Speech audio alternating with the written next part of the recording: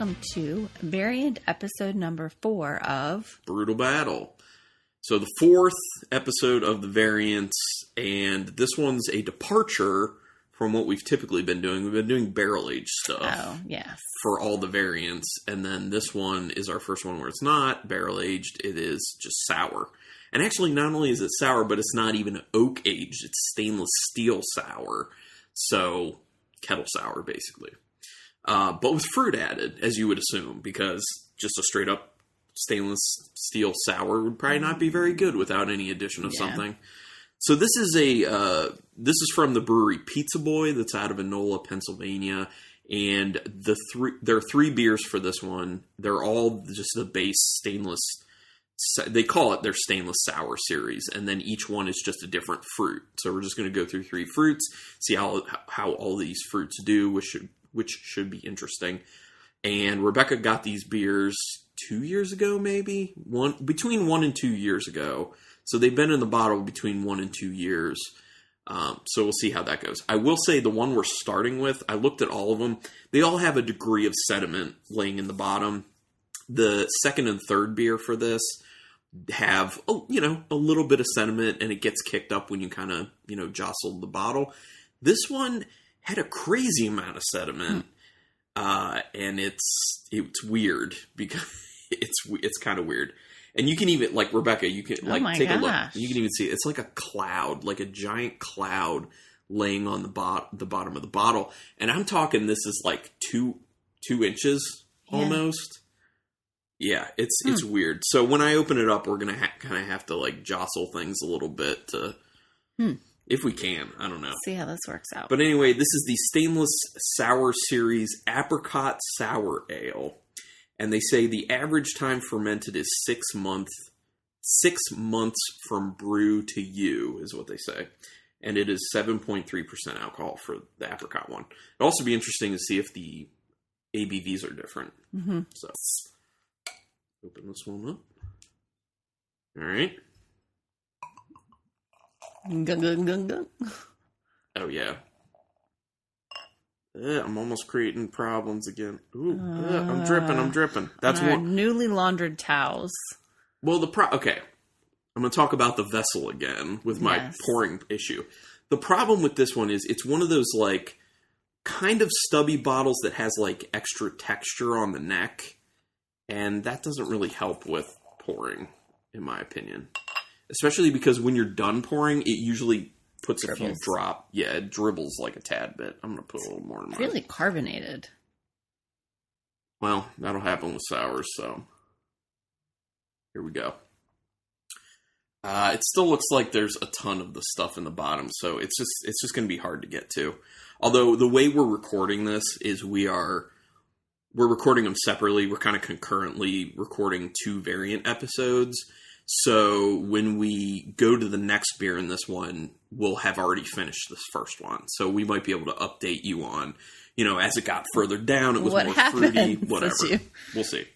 What does it look like? Yeah, there's bubbles hanging out all over the glass. Pretty substantial. They don't seem to be like flying up from the bottom at a nucleation point or anything. So, I mean, it looks orange. Yeah. Like you can't see through it. It's kind of hazy-ish orange, just dark color. It's very apricot-y. Yeah.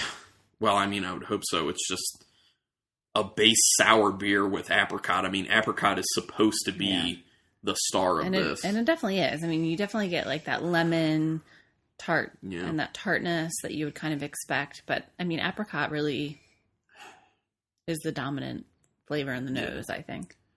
Well, and the interesting thing for me with the smell of this is it smells kind of funky. And I wouldn't expect that for being a stainless steel sour. I would assume that it would just be more just crisp lemon sourness with really not much funk to it. The funk you usually get when it's more of like spontaneous fermentation. But I assume that has to do with the whatever bugs they used for the souring in this. Especially if there's some Brettanomyces used, because I know Brettanomyces will naturally give you some of that funkiness. So, yeah, but it just smells good. Although there is something, there's something on the end, like pencil shavings a little bit. on the end of the nose. Not super pronounced, but just like a little bit. Just enough. A little bit. Okay, so I took my first couple sips. Man, it's making me phlegmy. Ooh. But it's good. It's nice and light. Yeah. Tart. I'm not perceiving the funkiness at all that you thought you were smelling. So I get it, but it's even lighter than it was on the nose. It's just, and here's a question. Is that from the apricot? You know, because apricot kind of has a little bit of that quality to it. So it could mainly just be one of the apricot flavors. But I feel like it presents with a little apple in the end flavor. It's tasty. But a lot of apricot. It's a lot less sour than I thought it would be, to be honest. I know you're saying like it is really phlegm-inducing, and it is, but to my taste buds, it doesn't seem super sour. Okay. Yeah, I would agree with that. I mean, for me to kind of say like I like it as much as I do, it's not that sour, but it's easy to drink. Yeah, it's got a nice lemony tartness to it. It's very apricot driven, and the apricot flavors are very nice, but it's also super smooth, and yeah, it's an easy drinker, like Rebecca's saying.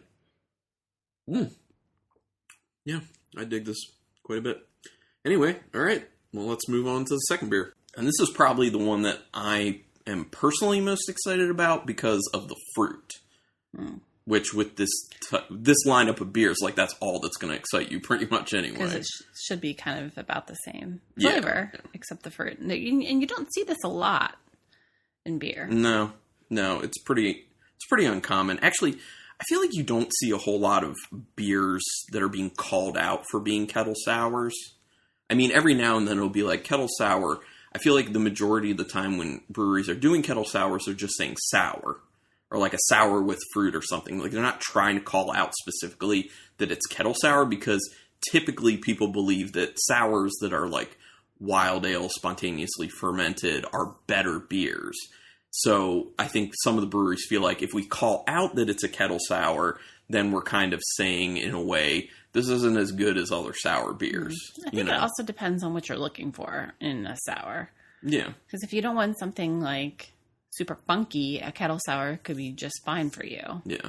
And I know it sounds like I'm kind of like ragging on kettle sours, but I'm not. I'm just saying that they're two different types of beers, and I do believe that the wild fermentation beers typically taste better because there's a lot more character. They're more, they have a lot more depth to them, but that's because they take a lot more time, and they're also riskier to do in your brewery, especially if you don't have a specific area devoted just to sour beers, because the potential of infection is pretty high, because you know, if you get a little bit of a bacteria in a different area of your brewery where you don't want it, from what I've heard, it is very hard to get rid of, and you may never get rid of it, and that can ruin a lot of batches of beer. So I understand when breweries just do kettle souring, it makes sense. I'm just saying that, you know, a lot of breweries tend to not call out the kettle sour because they're just like, we'll just say sour and see what people think, you know? Yeah. Okay. So this is pineapple.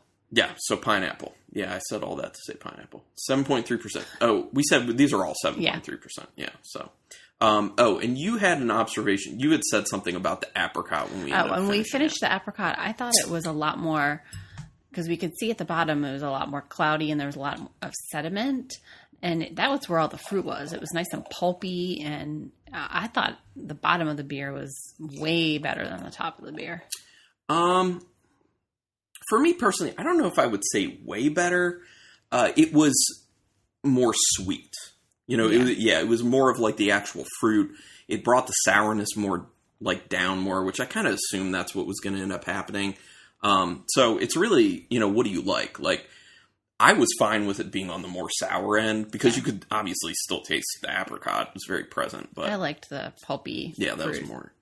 And with the pineapple bottle here, like there is sediment, you know, sitting in the bottom, but it's not nearly what it was for the apricot. So this might have less of an effect as we get to the bottom, but I don't know. This is pretty yellow. Yeah, well, you know, an orange to it, but yeah, it's definitely more yellow than the apricot. That's for sure. You definitely get the pineapple. Oh yeah, that's nice. Yeah, I mean, it smells like that kind of like golden ring pineapple you're used to, like sweet, fruity. Juicy. Yeah. I mean, yeah, I guess it does kind of...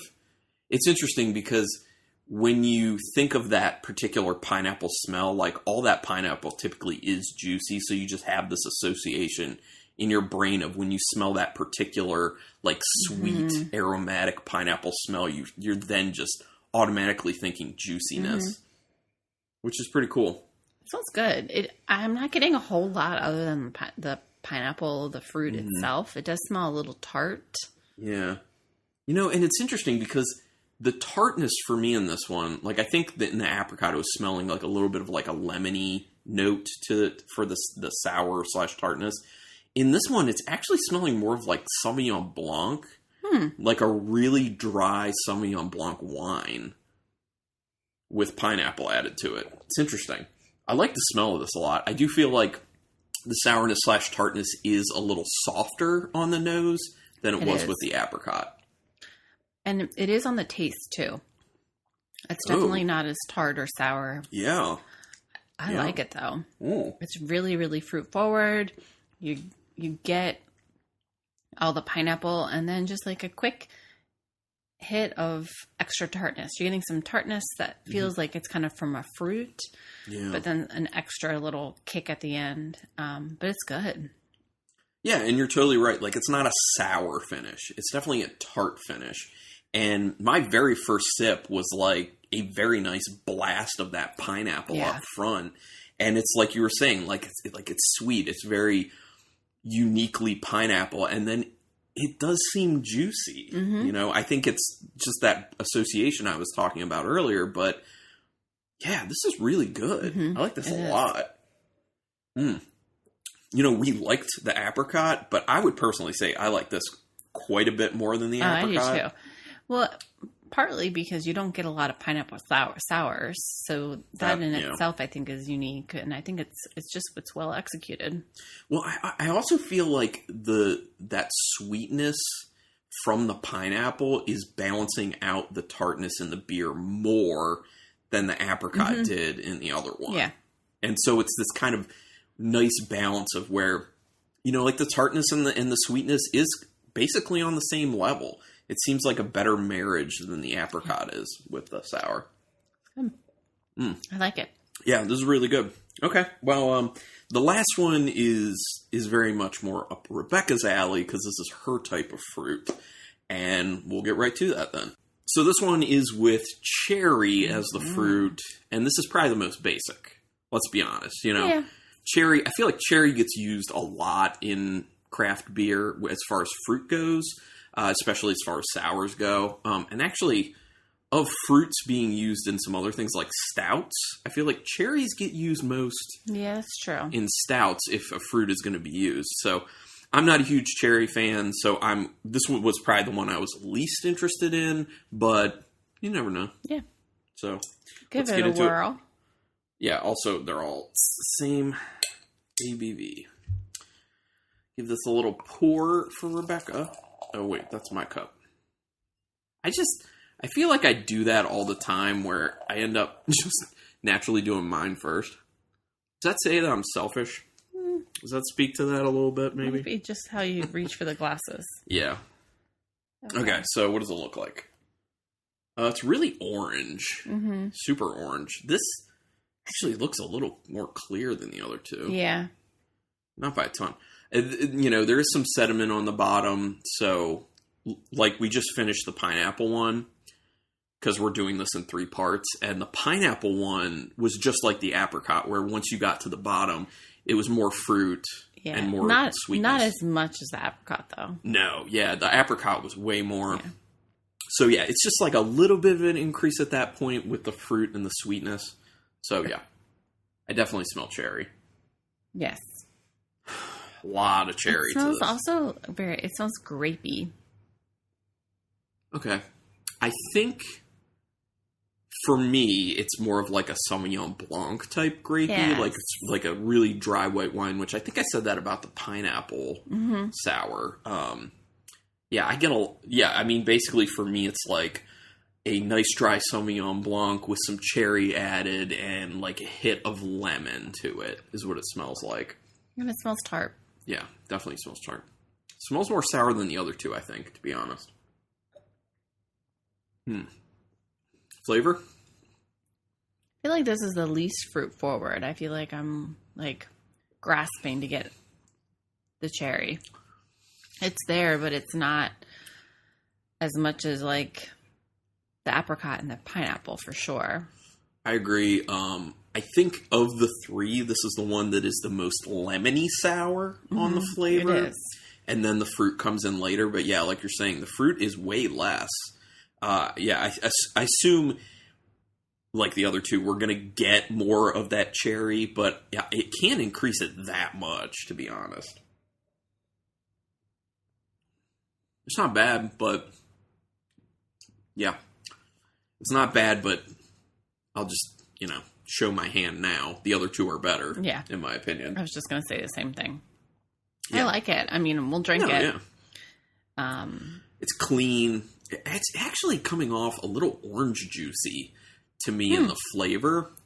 Like when you have that more tart, sour-ish type orange juice because it's real fresh. Yeah. I get more of that. Okay. With some little bit cherry there. Okay. So we're going to rank these? Yeah. This might end up being like our shortest episode ever, pretty much. But, that's what happens. Pretty short. Maybe around 20 minutes. But that is what it is. It's going to happen every now and then. So anyway, do you want to do your ranking first, or do you want me to go? Yeah, I have a feeling we're going to have the same ranking. Probably. Number 4 is number 4. Oh my gosh, number 3. You're used to doing... Well, and this is why this is going to be the shortest one, because we usually do 4, and yeah, so number 3 is going to be the cherry. Yes, definitely. Number 2 is the apricot, and number 1 is the pineapple. 100%. Yeah. Totally agree, and I'm sure people probably saw that coming. That pineapple, it was really nice. Yeah. And I like the apricot more than you like the apricot, I think. Right. But the pineapple was the clear winner. Yeah, the apricot's good. The way I would say is I feel like I don't need the cherry one again. The apricot one I would drink again. That's pretty solid. And the pineapple one, yes, please. Mm-hmm. I definitely would like to get my hands on more of that. And it's partially because it was well done. All these are well done for what they are. But it's partially because it's well done, but it's also partially because how many beers use pineapple? And it's done well, so pretty awesome. And you got so much of the pineapple. Yeah, it was beautiful, beautiful pineapple in that beer. So, shout out to Pizza Boy Brewing. You did a good job in Enola, Pennsylvania. And if, by the way, if people have the ability to go to Pizza Boy in Enola, Pennsylvania, it's definitely worth going to. It's a really large place. They have tons of taps. And they don't just have their beer, they have a bunch of guest beers. So they get things like Trogs, Victory, Tired Hands, what's the one on the Fatheads, Weyerbacher. They get so many other breweries on tap there. And every now and then, at one point, I think they had Hill Farmstead on a little bit. Yeah. And then you can buy their beers there, and then they have, pizza subs. Yep. And I like their subs. Yeah. It's a good place for food and definitely for beer. Their beer selection's great. So, yeah. So, anyway, this was fun. Another cool variants episode. The next variant episode after this one is another really fun, cool one. So, make sure you look out for that one.